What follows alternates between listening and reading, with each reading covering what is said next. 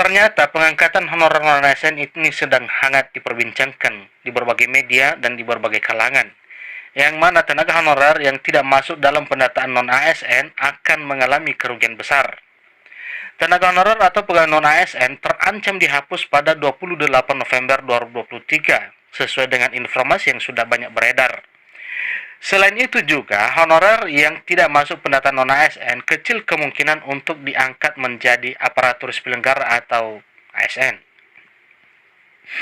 Sebaliknya, tenaga honorer yang telah masuk dalam aplikasi pendataan BKN akan memiliki peluang besar untuk diangkat menjadi aparatur sipil negara, baik pegawai negeri sipil maupun pegawai pemerintah dengan perjanjian kerja, PNS maupun P3K. Meskipun pemerintah menyatakan pendataan bukan bertujuan untuk mengangkat non-ASN menjadi ASN, tetapi peluangnya tetap saja sangat besar.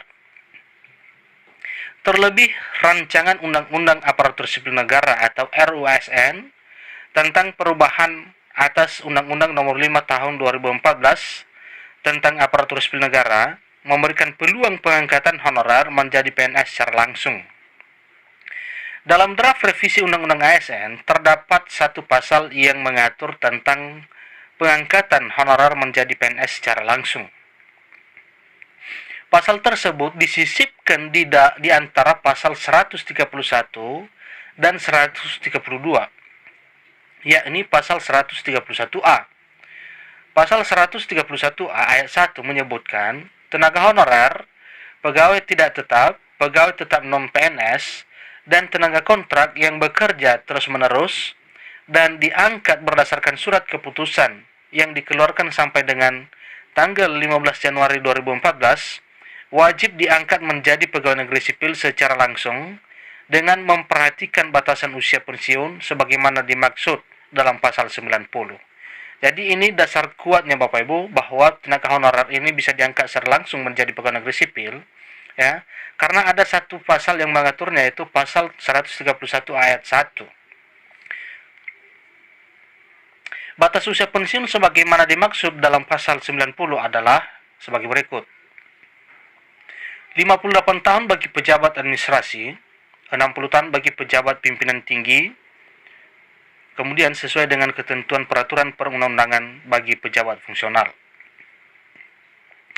Disebutkan tenaga honorer yang memiliki SK pengangkatan sampai dengan 15 Januari 2014 diangkat menjadi PNS melalui seleksi administrasi berupa verifikasi dan validasi data surat keputusan pengangkatan. Pengangkatan tenaga honorer menjadi pegawai negeri sipil dimulai 6 bulan dan paling lama 3 tahun setelah Undang-Undang ASN diundangkan.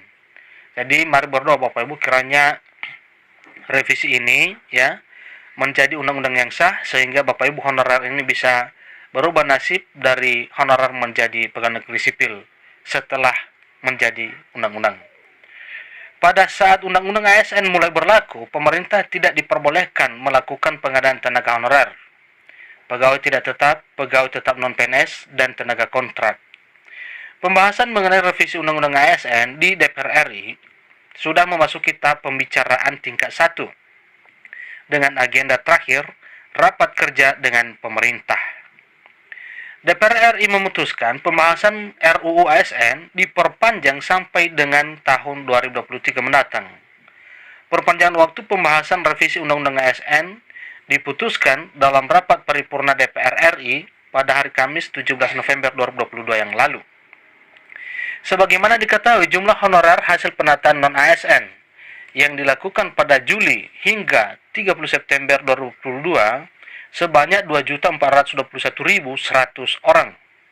Setelah dilakukan uji publik, ternyata jumlah tenaga honorer berkurang menjadi 2.360.723 orang. Dari jumlah tersebut, sebanyak 1.817.395 honorer telah dilengkapi dengan surat tanggung jawab mutlak atau SPTJM dari pejabat pembina kepegawaian atau PPK dengan rincian sebagai berikut. Pertama, tenaga honorer kategori 2 129.620 orang, kemudian non ASN 1.687.775 orang, jumlah 1.817.395 orang. Sementara 542.328 tenaga honorer belum disertai SPTJM dari PPK. Tenaga honorer yang belum dilengkapi SPTJM berasal dari 12 instansi pusat dan 108 instansi daerah. Berikut rincian tenaga honorer yang belum dilengkapi SPTJM dari 120 instansi pusat dan daerah. Pertama, THK 2 50.508 orang, non-ASN 492.820 orang, jumlah 543.328 orang.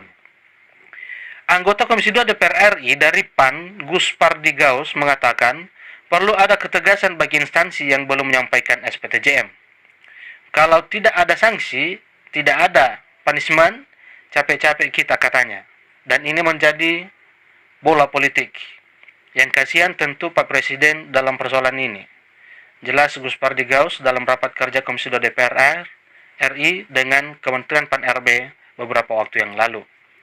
Gus Pardi Gaus meminta Presiden Joko Widodo memberikan ketegasan, tindakan tegas kepada instansi yang belum menyampaikan SPTJM. Ada 120 instansi pemerintah, baik daerah maupun pusat, sampai dengan saat ini yang tidak atau belum menyampaikan SPTJM. Ini pemerintahan saja tidak memperhatikan, tidak bersungguh-sungguh dalam melakukan penataan yang ingin dilakukan oleh Menpan RB, ujarnya. Ini kan sesuatu yang memiriskan. Oleh karena itu, ya saya rasa memang perlu ada tindakan tegas dari Presiden tanda Gus Pardi tentang kelalaian dalam hal pendataan honor non-ASN ini untuk 120 instansi, baik daerah maupun pusat. Demikian informasinya Bapak Ibu. Jadi selamat kepada Bapak Ibu yang telah tercover dalam database pendataan honorer BKN, yang mana apabila RUU ASN ini disahkan menjadi undang-undang, maka Bapak Ibu bisa terangkat menjadi pegawai negeri sipil secara langsung sesuai dengan peraturan perundang-undangan yang berlaku. Demikian informasinya, semoga bermanfaat. Sampai ketemu pada video berikutnya. Terima kasih.